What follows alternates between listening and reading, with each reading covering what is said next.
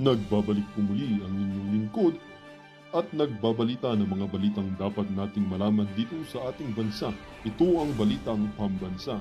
Atin ngang matutunghayan sa channel nito kung ano ang nangyayari sa loob ng ating gobyerno at syempre tumutulong na rin sa ating mga mamamayan na malaman ang katotohanan dahil mayroon tayong karapatan na malaman ang tunay na nangyayari sa ating bansa.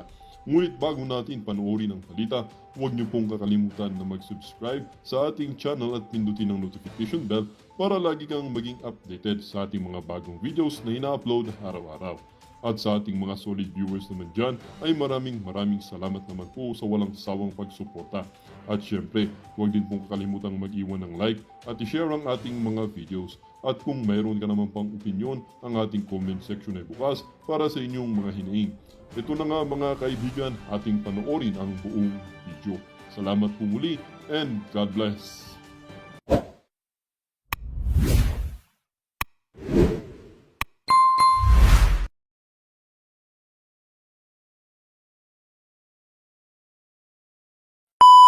Mga loyalista, binabanatan nyo din.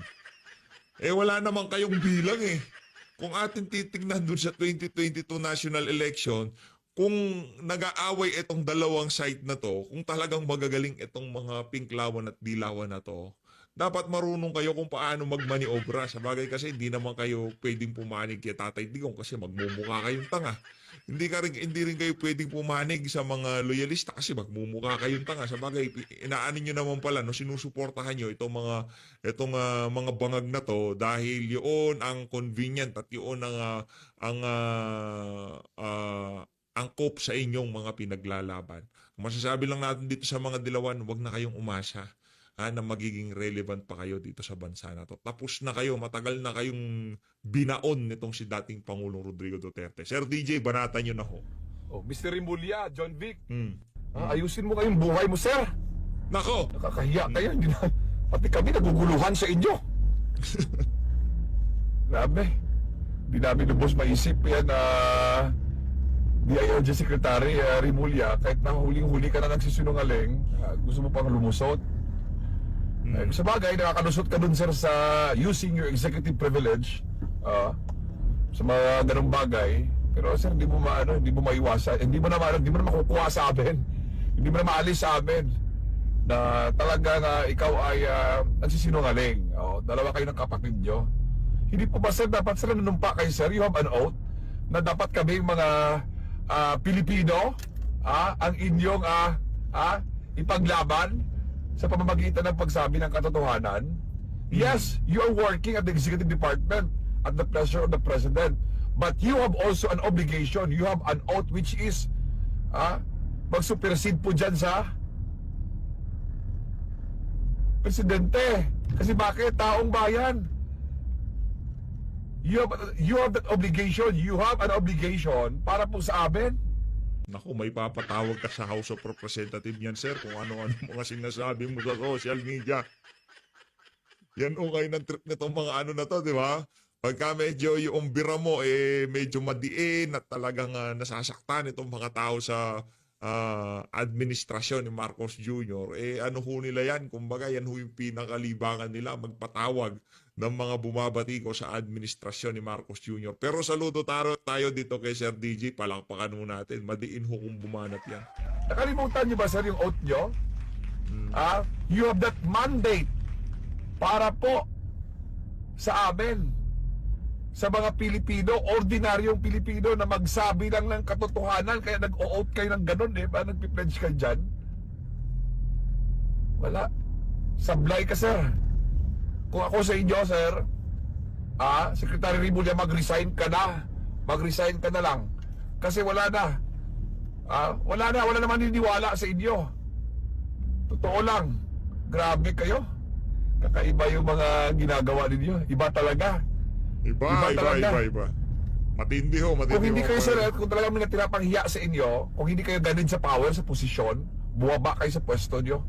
That's the only way, to save up your face, to save your career, and to save the integrity, the credibility ng departamento po ninyo na inyo pong irepresenta. Grabe. Iba kayo. Huling-huli na nga kayo. Ha? Tapos sir naguguluhan kami, nagkabuhol-buhol yung official statement mo. Nag-iisip ka po ba talaga sir? O talagang situational palagi ang depende lang, kamwat may lang, depende sa senaryo. Parang ganun lang nakikita namin sir Tama po ba sir? Iba yung statement po 2 weeks ago, iba naman pinaka-latest. Sa interview mo sir, may paano pa nga kayo, may patawa-tawa ka pa may, di ba? In-interview ka, you have, it's a group effort. Wow, sabi mo. Ikaw na mismo sir nagsabi, it's a group effort. Ikaw na rin naglakad kung sino ang nandoon. Andyan ang presidente, andyan si Secretary Anyo, andyan ang National Defense, Gilbert Correct. Chidoro. Sir, tapos nga sabihin mo naman it's a rumors lang. Nandoon lang, nagtipon-tipon kayo. Ano ba talaga? Sir, Yun na nga ho ang dito, yun na nga ho problema. Paiba-iba ho ang mga statement nito si John Vic Remulla. Senyor. Noon pa man, sinabi ko sa sarili ko na Mali ho. Sa susunod do yun. huwag na po tayo, hindi na po kami bata, sir. Kahit wala po kami dyan sa Pilipinas, hindi kami pasaway ng mga OFWs. Hindi kami yampak-yampak ng mga Pilipino. Hindi kami palamunin ng gobyerno na umaasa lang sa porpis o ICE o ayuda ninyo or tupad ninyo na madala-dala nyo kami sa ganon. We deserve a fair and truthful, what is honest. Yun po yan dapat lang. Kasi nakakahiya, di po ba sir? Obligasyon nyo po. May pananagutan kayo sa amin. Kami po nagpapasahod sa inyo. Grabe. Lulusot pa kayo Kakaiba talaga kayo. Actually, gustong lumusot kaso hindi ho sila nakalusot. Siguro dahil sa mga kabangagan ho nila, akala nila nakalusot sila. Pero sa mata ng sambayan ng Pilipino, doon sa nangyaring hearing na yon, hindi ho kayo nakalusot. Itong dito sa magkakapatid na Remulla na to. Sa tingin ko, yung magulang, kamag-anak nitong mga Remulla na to, sobrang proud na proud sila. Doon sa nakita nilang performance dito sa magkapatid na to, doon sa nangyaring hearing sa Senado. Dito sa bahagi ng video natin na to, eto na ang mga kababayan. Ito problema dito kay Maris, no? Puro kachismisan. Correct me if I'm wrong kung hindi si Maris yung nagtatanong, ha? Kasi yung mga ganyan tanong, kung hindi ABS-CBN, GMA lang ang makakapagtanong ng mga ganyang klaseng kachismisan. Mantakin mo, gusto pang pag-awayin itong si Spock Sari at itong si dating Pangulong, itong si Vice President Sara Duterte. Para pakinggan nyo ito mga kababayan. So na po, hindi na rin po namin yung reaction po sa Senado. Nag-live po kasi si Attorney Si Maris, di ba? Boses ni Maris yan, di ba? Kung mali ako, i-correct nyo na lang ako dyan sa baba. Harry Roque. Masasabi po siya na, and I quote, talaga naman ako'y taga-sunod ni VP Sara. Susunod ako sa sasabihin ni VP Sara. At yan po ay walang halong kaplastikan. Kita nyo nga, simunod ako sa kanya sa unit team. Ano nangyari? Hindi ba kayo mag-react sa sinasabi po niya? Hindi ko alam. Pwede po ba kayo mag-react doon sa sinasabi po niya? Anak ng tokwa. Pambihira talaga to. Talagang intriga Tanungin nyo si Spock, siya nagsabi niyan Meron naman, nandyan din naman siya sa Netherlands. Meron naman kayong contact sa kanya. Madalas nga namin nakikita na pagka nagla-live itong si Spock, kayo kausap niya, tapos tatanungin nyo itong si BP doon sa mga sinabi ni Spock. Baka sumusunod din po siya sa inyo. Tapos meron din po siya sinabi kasi na minsan natatakot ako sa UVP Kaya minsan may gusto kang gawin, sabihin ko di ako sang-ayon, di ako makapagsalita. Di ko sasabihin kung ano yan, pero may dalawang bagay na ngayon lang nangyari na sumunod ako sa kanya, pero alam ko na hindi dapat. Meron siyang ganun sa live. Or napapag-usapan niyo po ba ito na? Siguro lang din on correct. Sinasabi. Pero you don't wish to comment on it anymore. Kasi hindi ko alam kung ano yung konteksto ng hindi ko alam kung anong konteksto ng sinasabi niya na may may tulungan. Ang gusto kasi nitong mga reporter na to, pagka meron silang tinanong, automatic kagad sagot na, rekta na, ganito na sabihin mo, banatan mo na, yung away na kayo. Ganun ang trip nitong mga ano na to. Kaya naman, ang sinasabi ko sa inyo, punta ho kayo sa FB, YT channel, FB page nitong mga mainstream media na to. Ha, ito. Ang gagawin nyo lang ho, i-block nyo na hong rekta itong mga mainstream media na to para hindi na malaso ng utak nyo sa mga kasinungalingang pinapakalat nila sa social media. Yun ang pinakamaganda nyo hong gawin, mga kababayan.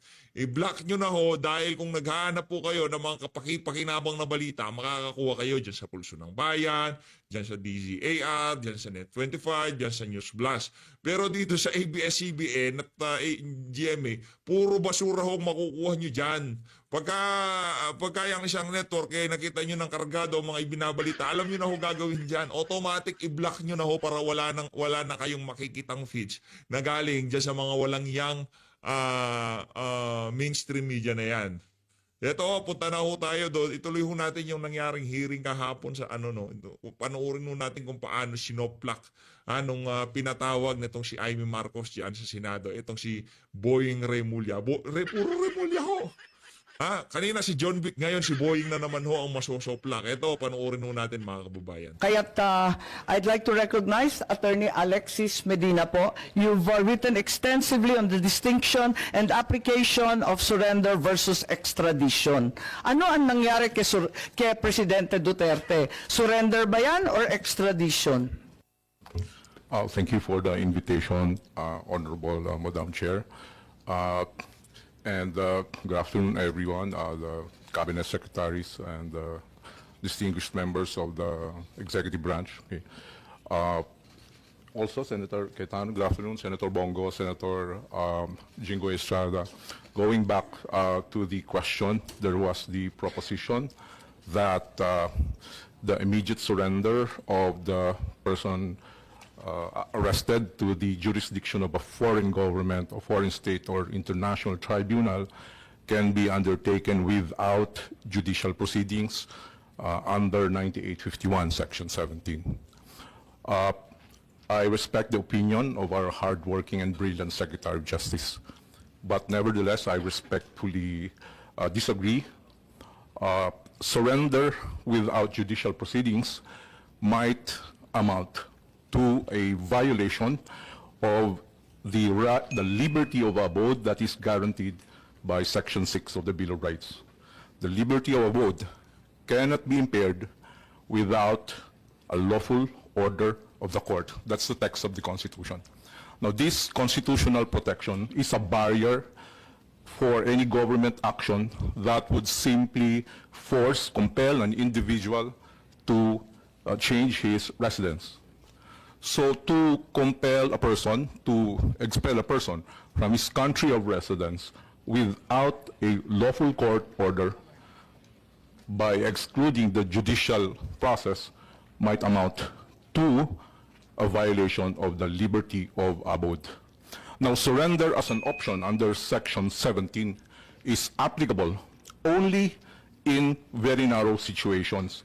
One is when the person to be arrested has already voluntarily surrendered to the custody of the national government, in which case that negates the necessity of the extradition process.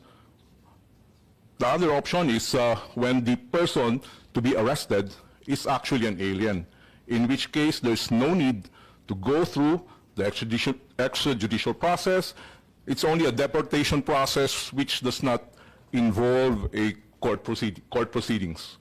So in those two instances, surrender without court proceedings would be possible. Other than those proceedings, it would be very difficult to maintain that is sanctioned by the Constitution. So ang Thank you, Your Honor. sinasabi po ninyo, dalawa lang pagkakataon na pwede mag-surrender. Kung yung mismong akusado at arestado ang nagsusumite sa pamahalaan, yun, pwede yun. Yes po. Kusa niya yun. Yes. Ikalawa, kapag banyaga, Yes po. hindi naman Pilipino, Yes po. deport, executive action yun. Yes po. Mabilis, walang kailangan na korte-korte. Yes po. So yun lang, wala na pong ibang exception, wala na pong ibang sitwasyon kung saan pwedeng surrender. Kasi pinagpipilitan na sinurrender, sinuko ang Pangulong Duterte ng pamahalaan sa Interpol. Yun ang pagkaintindi ko sa sinasabi kanina. Sinasabi ninyo, hindi po pwede yun. 2 pagkakataon lang ang po pwede isuko ang isang Pilipino. Yung isa pa nga, hindi sa Pilipino. Attorney Medina po. Yes, thank you, Madam Chair. I stand by my statement. There may be possibilities that surrender can happen in other situations, but certainly surrender of a person necessarily requires the lawful order of the court. And this requirement is consistent with the policy of the Constitution that whenever there's a deprivation of liberty, court intervention, judicial proceedings, judicial process is a requirement because the right to liberty is placed in an exalted status in our constitutional system. Hindi po pwedeng, the Constitution does not contemplate exclusion of the court process in depriving a person of his right to liberty. Kung hindi pwedeng isuko ang isang Pilipino na hindi pumapayag, hindi naman voluntary, ang ibig mo sabihin, ang iba pang pagkakataon, extradition na. Yes, That's the only legal process to enforce surrender to the ICC. I-extradite na kapag Pilipino ka. Tama po ba? I agree, Madam Chair. Thank you. And extradition is a judicial proceedings. Involves judicial proceedings po. Okay. May I At respond? maliwanag din dito, maski yung Interpol mismo, sinasaad na kinakailangan provisional arrest, extradition to be applied for in conformity with national laws. Sinasabi nga sa ating konstitusyon, sa ating Korte Suprema lamang at sa mga iba't iba pang korte. Kasama pa ba yung korte sa ICC? If I may comment, Your Honor, can I give the context for my statements? Yes, please. Yeah, okay. My apologies. I had to answer the question directly. I was invited on the basis of a post I made online, a legal opinion on the arrest of the former president. I'd like And also to... your qualifications as an Yes, yes. international lawyer. No, actually, I'm a teacher of constitutional law. I taught at San Sebastian College, Recoletos, Manila, the Polytechnic University of Manila, and the New Era University. I also give lectures for bar review examiners. Okay. Well, when I posted a legal opinion on the arrest of the president, to my surprise, it gained public traction. And my objective in posting that is really for academic discourse, not for any legal or political advocacy. I'd like to make it clear to everyone in the room, I am not here as a partisan.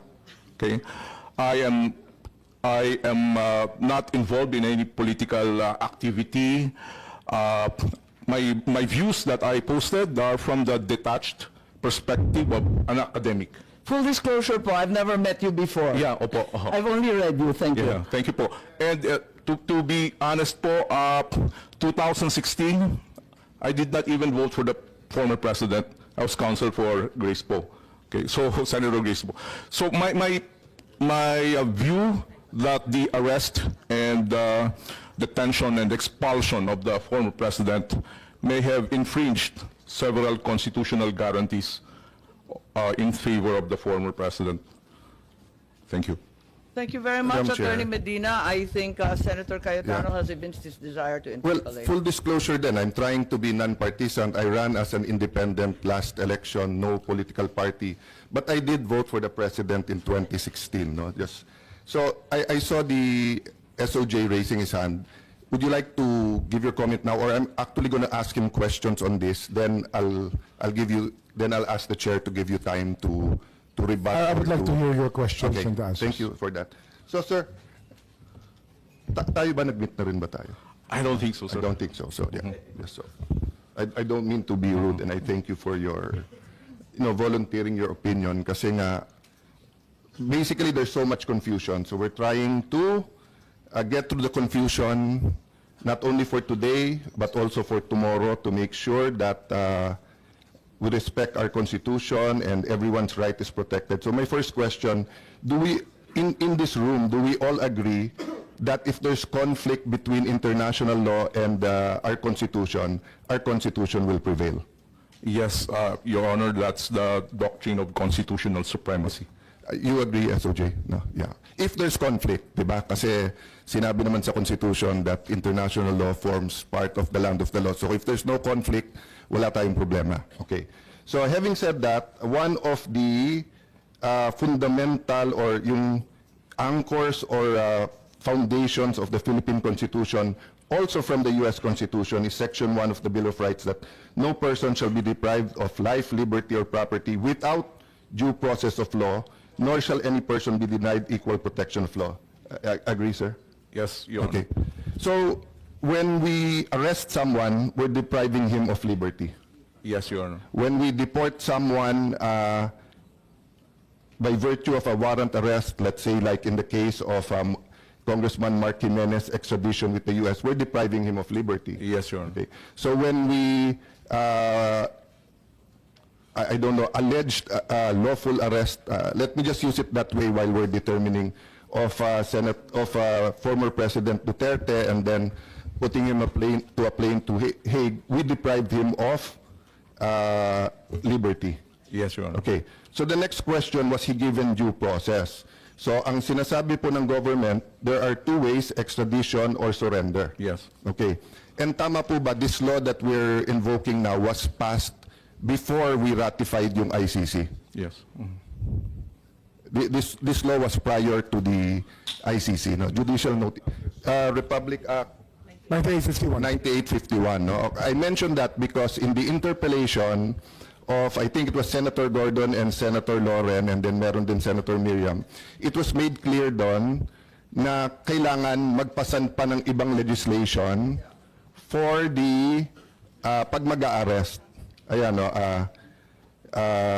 Senator Legarda, so even if the executive ratifies it and we concur on its ratification, and we pass this proposed measure that we are contemplating now, is it not enough to implement the Rome Statute? Mali lang yung records, wrong statute nakalagay. Pero mukhang tama din na wrong talaga eh. Pero Rome Statute dapat to. Okay. Senator Gordon, yes, it is just like the VFA all over again.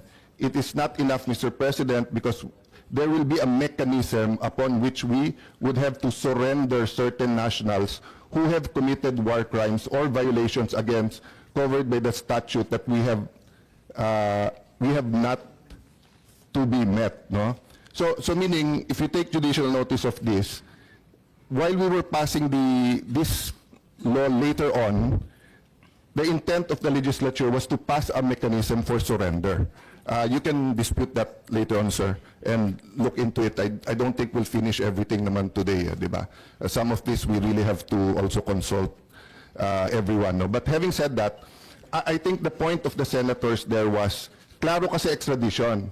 So sa extradition, mako-comply mo yung due process sa Section 1 because you will, tama ba ako, you will be brought before a judge. Yes po. They will show you the extradition notice and the other papers like the warrant of arrest, and the person being arrested can answer before the judge. Tama Yes po ba? po. Okay. So let me go to Section 2.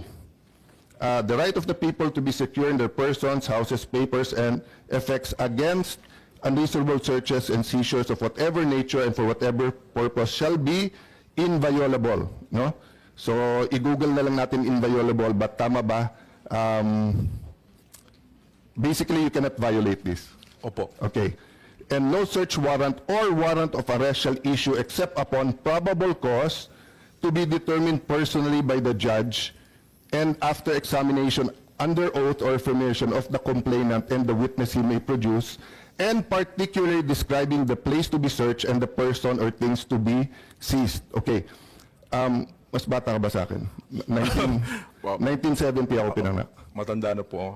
So, Yeah. halos magka-age tayo. Hindi po, mas matanda po ako. Mas matanda ka ng kwat. Sorry, mas mukha kang bata sa akin. But, no, the point is, because medyo middle kaming pinanganak nun, I think mas ka-age ko si Gilbert, no? So, ang alam ko lang, by the time kasi I got to law school, 87, 97 ako graduate. 10 years na tong constitution na to eh. This was all a reaction to martial law, where they had different kinds of warrant of arrest, including yung ASO and whatever, which were all legal during that time. I'm not judging that time. I'm just saying, both under martial law, the former constitution, jurisprudence, going from the Spanish to the Japanese period, to the American period, to our independence. So in the wisdom of the Filipino people, pinasa to na except, ang alam ko lang exception, there may be one or two, but alam ko exception, sinabi mong deportation, because when they come in, hindi na kailangan pumunta sa judge, immigration officials can deport or arrest them, di ba? Pero otherwise, hindi pwedeng CSOJ, DILG, hindi pwedeng si Secretary, no matter how brilliant Secretary Gubo is, when he's in the military can only arrest their personnel, no, under certain codes, di ba? But he cannot issue a warrant of arrest, di ba? So the safeguard of each and every Filipino sa due process is you're brought before a judge, and due process is one, yung nakalagay dito, that you're informed about the nature of, the words is in, 12. Yan. Sa section 12, any person under investigation for the commission of offense shall have the right to be informed of his right to remain silent and have competent and independent counsel preferably of his choice. Yan po, General Torre, yung Miranda rights na binasa mo kay former President Duterte. Tama po, no? I didn't see the whole video eh. I just heard SALG said that there's a whole video, but I only saw sa internet, pero nakita ko binasahan. Okay. Pero nakalagay dito, okay. If he cannot afford, he can be given a counsel, so may question ako later on dyan. Okay, but on section 14, ito. In all criminal prosecution, the accused shall be presumed innocent until contrary is proved, and shall enjoy the right to be heard by himself and counsel. Ito importante. To be informed of the nature and cause of the accusation against him, and then to have a speedy trial, no? So meaning,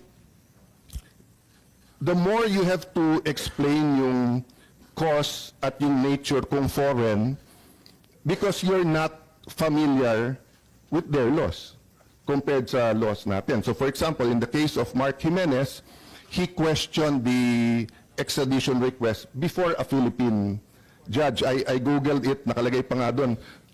Nagrereklamo siya, mas atat pa daw yung Pilipino na extradite siya kaso sa Amerikano. I don't even know it's true, no? But my question is, sir, so is it your proposition that if we surrender without an arrest from a Philippine judge, we're denying him due process? That's my words based on Section 1, but feel free to use your words.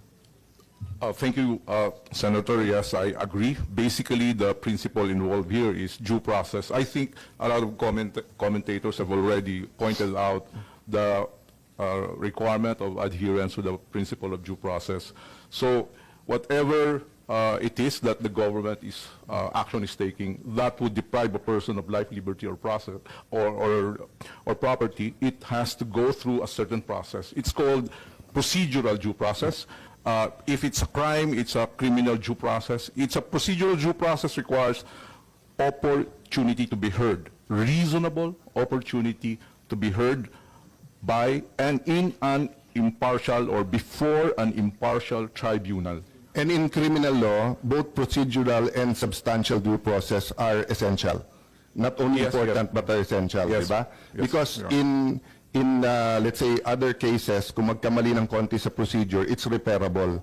Pero sa criminal law, na-accuse ka na mali, kambal mo pala yon, or nung pinasa yung batas na yon, hindi pa pala crime, and then you weren't informed, fatal yon. So much so, that meron ng doctrine of the poisonous tree, di ba? That if yung evidence that were taken from you were illegally obtained, ni hindi pwedeng gamitin against you. Is my recollection of the law. You're a professor, so you continually review this. I don't continually review this, no, but I should, of course. I agree, Senator. The rule is the exclusionary rule for violation of the right against unreasonable searches. I was just procedures. emphasizing how important the procedural due process is because my next question, sinabi mo nga reasonable time, di ba? So, Reasonable opportunity. reasonable opportunity, which includes reasonable time, right? Opo. Because even if you can run to court, if you give the court 3 hours, 5 hours, 10 hours, it's not for us because wala namang Supreme Court regulation or batas na nagsasabing the writ of habeas corpus has to be issued in 12 hours or 1 day or etc. Diba? So you give reasonable time. So can I just interject one question kay General Torre? So sir, when you read the Miranda rights, did you explain the nature and cause of of the crime that he's being accused of? Yes, sir. Yes. It is on record and caught on video, sir. Yeah, sorry about I don't know lang kasi about the record, so I'm not doubting you. Yes, sir. Ang napanood ko lang kasi yung standard Miranda rights that Yes, sir. you have. So, how did you read to him yung nature and cause? It's sa warrant or you... Yes, sir. I read from the warrant, sir. It From was the warrant. extracted from the warrant by the DOJ. So, you read to him the warrant. Around Yes, sir. what time po yun? More or less. Mga around before lunchtime, sir. So, nung hinuli mo pa lang, binasa mo nyo na sa kanya yung warrant? Kasi yung nakita naming video, sir, sa airport, the wife of former ES Miguel Dia was asking nga, di ba? And Ma'am Handilet was also asking. At sinabi nyo, I don't know what you answered, but basically hindi nyo pa pinakita yung warrant noon, di ba? Yung mga video na yun, sir, gabi na yun, sir. Tapos na ang lahat na yun, sir. Paulit-ulit na lang, inuulit-ulit. No, what I was saying is that ang nakita kong video, yung palabas pa lang sila, and you were informing him naman na meron warrant, di ba? Palabas sa tube, sir. Sa tube, oo. Nung palabas sa tube, sir, when the party of the former president is going out of the tube, doon, sir, sa mismong junction ng tube at saka yung moving junction, sir, ng tube, he was already met by PG, who attempted to read him his rights. Okay. And they said, wag na, pababain natin ang tension, doon na lang sa 250th. Okay, so they attempted to read him his right, and dala nila yung warrant noon, hindi pa? Yes, sir. Dala na, sir. Dala na nila? They will not. So yung go out of issue the na plane. walang dala, that's not true kasi dala nila? Hindi sila lalabas sa plane, sir. Yun ang kondisyon nila. Hindi kami lalabas sa plane pag wala yung warrant. So nandun yung warrant. Okay. Yes, sir. So did you or any of the people who were serving the warrant explain to him the elements of the crime?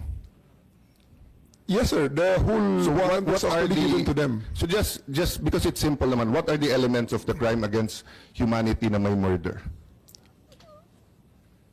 If you explain to him, then you can explain to me, di ba? So what's the elements? During the time, sir, it was not me who attempted the reading of the rights. It was the prosecutor general. Yes, sir. But sabi mo, you know the elements of the I crime. read to him in toto what was written on the warrant, sir. I read the warrant. Wala doon yung elements of the crime. We did not say that I know the elements, sir. I just Yes. read to him exactly So- the charges in accordance with what is written in the Yes, sir. warrant. I'm not arguing on the opinion and the legal kasi ito factual pa lang. But my point is, when you arrest a Filipino citizen for theft, for inciting to sedition, etc., meron po tayong legal maxim that ignorance of the law is not an excuse thereof. So, we're, as Filipino citizens, dapat alam natin yung law, di ba? So, pag inarrest mo yung isang tao, ano yan, bagransya. Sandali lang, sir. Na-repeal na yung bagransya, hindi na ano yan. But I'm arresting you for what? For theft. You don't need to read the elements because alam na ng Pilipino yung nature and yung cause ng theft. But since this is a foreign court, and it's not even in the Rome Statute, yung elements. It was passed later on. So ang point ko, was the accused, in this case former president, aware of what he was being accused of? So I'll stop there, sir. Factual lang naman, and I take your answer that it was the warrant was there, it was read to him, and there are different. I won't go to them now. I'm just making the point that even if you serve the warrant, kung hindi niya alam at hindi alam ng lawyer niya, how do you expect him to run to court for to get legal remedy? So, going back, Attorney Alexis, sir, so the ability to seek legal remedy part of due process? Meaning, if you deny me, if you're accusing me of something, my warrant of arrest, and you don't allow me to go to Philippine courts, is that denying you due process? Absolutely, Your Honor. Without casting any aspersion on the character or competence of the officials involved. Yeah, I'm asking a general question. I think the question SOJ naman is posed, yes. listening and they will answer. So, going back to surrender. So, if my foreign court ngayon, I look, I have it somewhere here, pasensya na kayo magulo. Senator Trillanes was saying in May 2024 na 3 batches of warrants to. First daw is si PRD, after that daw, Senator Bato, Senator Bongo, etc. And then sa third batch, military and police officials. So, I agree with Senator Bongo na wala na tayong magagawa in the sense na nandyan na si PRD. But I disagree na hindi importante itong hearing kasi kung may second, third, fourth batch pa yung warrants, it's important. And take note tama po ba ako, during the time that the Marawi uprising or the Marawi siege, Secretary Anyo, we were still under ICC noon, no? Kasi that was, tama po, di ba, when we were in Russia. So you know, if a terrorist who survived goes to the ICC and shows them pictures of 19 women or children that were died and comes up with a witness and tells them, alam nyo, from President Duterte to Sec Anyo to the Chief of Staff to ganito, they planned this, they killed this ganito. It may be not true, it may be totally false. So if the ICC issues a warrant here, I want to make sure that every officer of the AFP has his day in court before they're sent to Hague. So valid itong hearing na to. As I said, may emotions lang and you know, let's excuse all of ourselves kung minsan may konting emotion, but we just want to clarify this. So yun yung context ng tanong ko, Tony Alexis, no?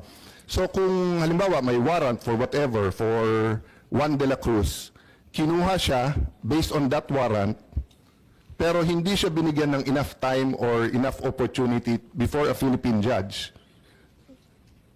aren't we denying him due process? Because pagdating dun sa foreign court, as SOJ said correctly, and I agree with him, iba language, iba procedure, and everything. So isn't a Filipino citizen,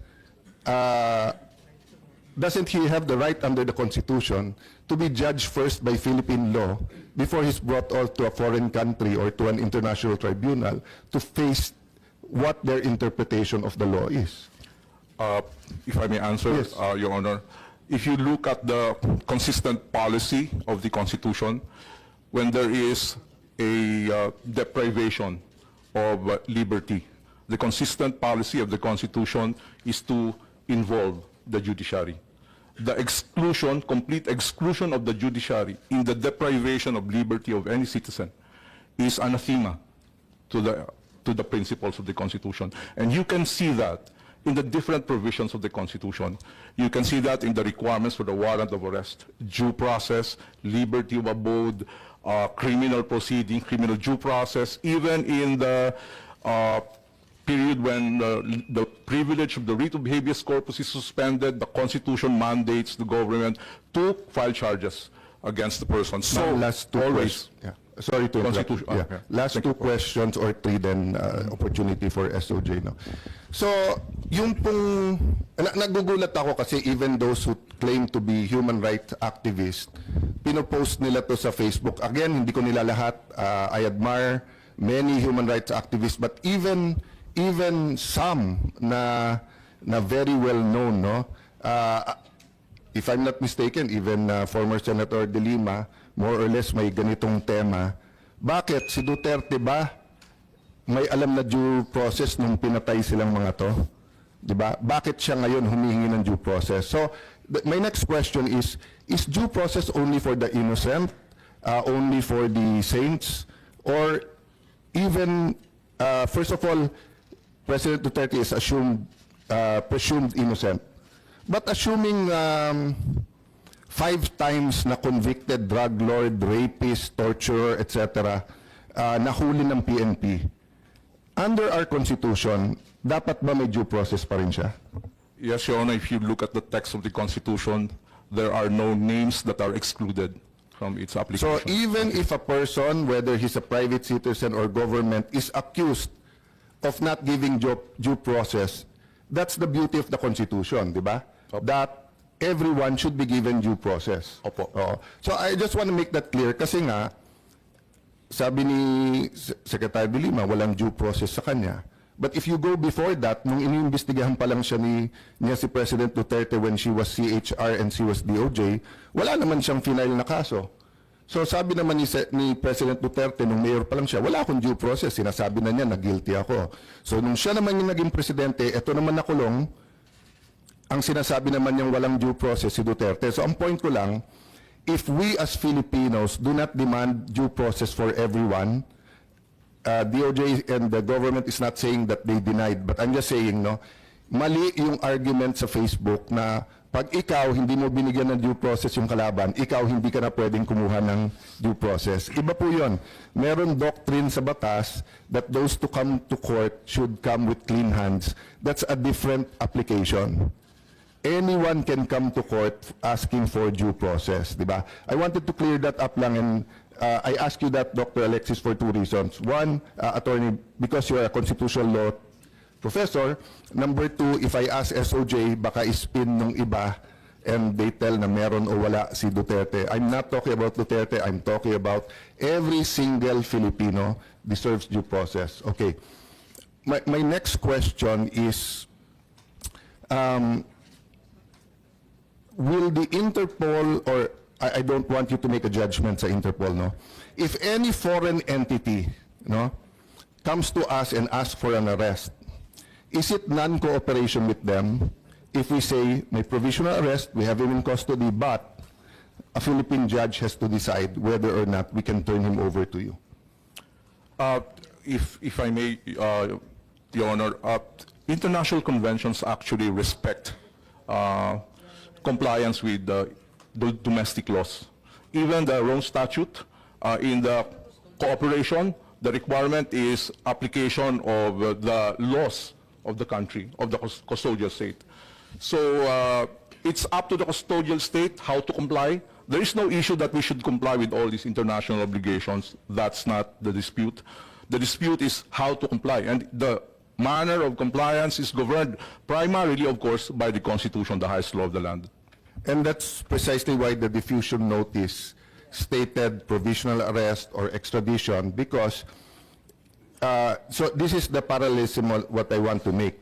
If the ICC knows na pwedeng provisional arrest or pwedeng extradition, they give it sa Interpol, hindi naman magagalit ang Interpol kung nagbigay silang red notice at ang sagot mo sa Interpol, we have him under custody but we cannot release him to you unless a Philippine court so orders, or unless we give him enough time to seek legal remedy. Because of course, if the person doesn't seek legal remedy, para na rin yung sinurrender.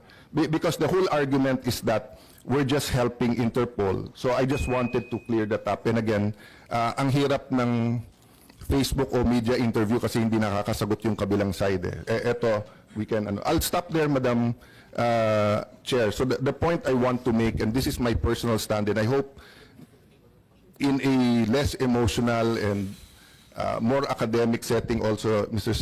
Secretaries, we can determine that, because part of life, liberty, and ano ba yung ginamit natin? Iba kasi yung sa US, di ba? Sila may pursuit of happiness. Tayo, life, liberty, and property is the peace of mind. Di ba? The peace of mind na dito, at least sa bansa ko, siyempre, hindi mo kontrolado kriminal. Diyan pumapasok, Sir Marbil, yung peace and order, assurance, etc. But at least alam ko, hindi ako pwedeng biglang aresto.